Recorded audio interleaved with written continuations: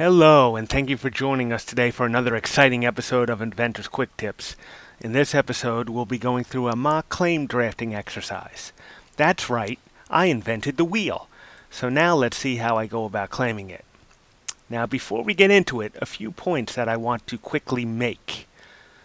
Don't try this at home, and by don't try this at home, I mean to say that in general, I would not recommend that inventors write their own claims and file their own patent application. Reason being is that this is specialized work, and I believe that most inventors are better served by spending their time and their effort on their invention, their business plans, and their product development. Claim writing is specialized stuff that if you don't do it regularly can be quite challenging for a layperson to get right. So while I think this is good as a learning exercise, I don't recommend people try to file a patent application with their own claims. However, inventors have successfully obtained patents on applications that they wrote themselves. It does happen. Furthermore, I recognize that hiring professionals costs money, and not everyone has the resources to hire a professional. So if it comes down to a choice between trying to get some protection on your invention versus not, then writing and filing your own patent application may be the best available option for you. This example I'm going to pretend is not something I actually invented. We're just pretending here for the purposes of learning. You'll get the most out of this video if you're able to pause on occasion, as I'll be asking you a few questions during this video and then suggest that you pause the video for a minute to think about a few things. Finally, this example assumes a basic knowledge of how claims work, and if you have that, then keep on going. If you don't really know what claims are, I suggest watching my claims introduction first, which I will put a link to in the description below. It is not too long, but it will help you get the most out of this video. So if needed, go watch that and then come on back. Okay, so as I said, I invented the wheel, but not just any wheel. Let's go over the parts of my wheel. I got a rim. I got a hub section where you attach the wheel to a car, and some spokes. Now, most inventions are an improvement on an existing thing. So my wheel improves on the prior art, stuff that already exists, with this slot in the spoke. This slot that I invented allows air to flow better towards the brake rotors to help keep them cool and increase braking performance. So let me try writing a claim for my invention. So take a look at this claim. As you will see, it does describe my invention, but there are some things we may be able to do better. Let's talk about limitations. Perhaps I have added some limitations in my claim that aren't really necessary, and these limitations can restrict my claims more than what is needed. Pause the video for about a minute and see which ones you can find. Okay, let's take a look. Here we have the word automobile. But does this rim have to be limited to automobiles? Could it work on a three-wheeled vehicle, a motorcycle, airplane, landing gear? I don't know. Maybe, maybe not. But there's no real advantage in my claim 1, my broadest claim, to limit it to an automobile. How about spokes? I called 5 here, but could I have more or fewer spokes?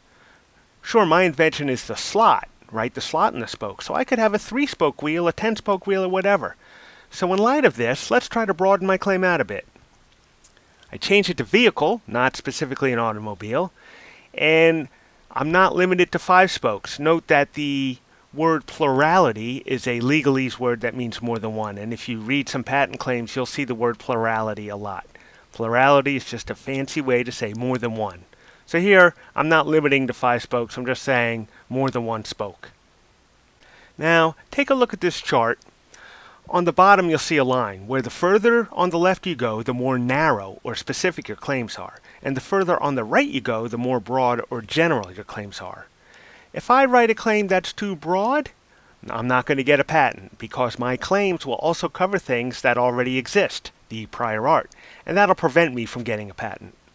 If my claims are too specific, I might get a patent, but it will be pretty easy to design around by competitors. The sweet spot right here in the middle is claims that are allowable and also meaningful, meaning to say that they're not too specific and not too broad. They will be allowed, but they'll also give me some protection. So it helps to consider the prior art. And again, prior art is just a legal term for stuff that existed before. Now, This information often comes from doing a patent search. Searching is something that can be done effectively through the internet using free resources, and I have an episode on searching I will put a link to in the description below. But let's say I do my search, and here's what I come up with. And what do you know? There's a lot of wheels out there that already have slots. So consider my second attempt on the claim. My claim could easily apply to some of these rims shown here. So I need to tighten up my claim a little more so I can have a claim that covers my invention, but doesn't cover these rims that you see here. So let's go back to my invention and dig a little deeper. Now I have the slot we already put in the claim, but I also have this angled flange that actually serves to direct air towards the interior of the rim to cool the brake rotor. So I have the side of the rim, as you see down there, and you can see that I have the angled flange to direct air towards the brake rotor. So now let's add that structure to my claim. And assuming that the prior art rims don't have that angled flange, we may be on our way to a better claim. But another issue sometimes that we encounter can be vagueness.